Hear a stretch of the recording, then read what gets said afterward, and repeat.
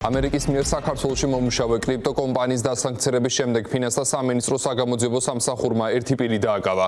მას ათეულობით მილიონი დოლარის ღირებულების კრიპტოვალუტის ტრანზაქციებსა და ნაღდი ფულის კონვერტაციას ედავებიან, თუმცა ძალოვანი უწყება არ აკონკრეტებს, რომელი ქვეყნის მოქალაქეა დაპატიმრებული.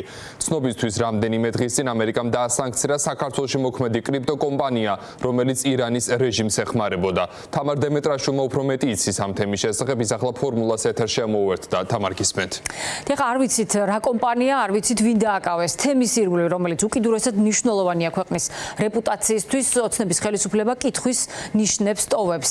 ფინანსთა სამინისტროს საგამოძიებო სამსახურმა მხოლოდ მშრალი ინფორმაცია გაავრცელა კონკრეტიკის და დეტალების გარეშე. თუმცა ის რაც გაავრცელა საკმარისია იმისთვის, რომ საზოგადოებამ წარმოიდგინოს რა მასშტაბზეა გასული ქვეყანაში საეჭვო ფინანსური ტრანზაქციები და ოპერაციები.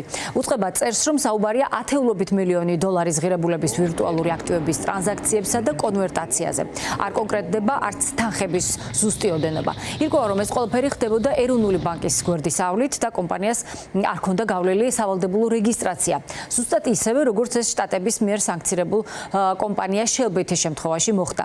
ეროვნულმა ბანკმა წინაკვირას პასუხისმგებლობა აირიდა. არ ვიცოდითო ფაქტობრივად ასეთი იყო მათი განცხადების შინაარსი. ამ შემთხვევაშიც საგამოძიებო სამსახურის განცხადებაც მსგავსი კონტექსტისაა. ჯერჯერობით დაკავებულია არარეგისტრირებული პროვაიდერის მენეჯერი, თუმცა ირწმუნებიან, რომ გამოძიება გრძელდება სხვების გამოსავლენადაც. ოცნების ოპონენტები ამბობენ, რომ ქვეყნის რეპუტაცია განადგურებულია, რადგან ივანიშვილის მმართველობამ სახელმწიფო უკანონო ფულის ბრუნვის საბად აქცია. ეს არის რეჟიმის მხრიდან იმიტაცია, თითქოს ებრძვის ფულის გათეთრებას ქვეყანაში. სწორედ ივანიშვილის რეჟიმმა ჩვენი ქვეყანა აქცია ირანული, რუსული, სისხლიანი ფულის კრიპტოსამრიცხაო.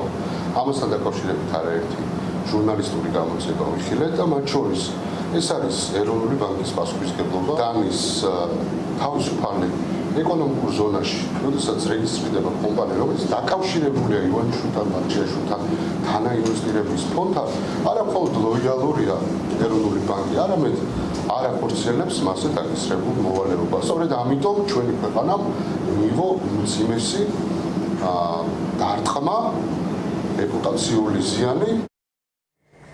დაკავებულ მენეჯერს ამ ეტაპზე 3-დან 5 წლამდე პატიმრობა ემუქრება, თუმცა როგორც საგამოძიებო სამსახურის ინფორმაციიდან ჩანს, მიმდინარეობს მუშაობა ასევე გადასახადებისაგან თავის არიდების და შესაძლო უკანონო შემოსავლების ლეგალიზაციის კუთხითაც, რაც უფრო დიდ სასჯელს ითვალისწინებს. აქვე მაყურებელს შევახსენებთ, რომ წინაკვირა შტატების სახაზინო დეპარტამენტმა გამოავლინა და დაასანქცირა გდანის თავისუფალ ზონაში რეგისტრირებული კომპანია Shell-ით, რომელიც ირანის ისლამური რევოლუციის გუშაქთა კორპუსისთვის ახორციელებდა უკანონო ვირტუალური აქტივების ტრანზაქციებს. ამ თემას ოცნების ლიდერებიდან მაშინ არავინ გამოხმაურებია, მართლმა პარტიამ წინაკვირას ეს თემა ეროვნული ბანკის მცირე განცხადებით დახურა.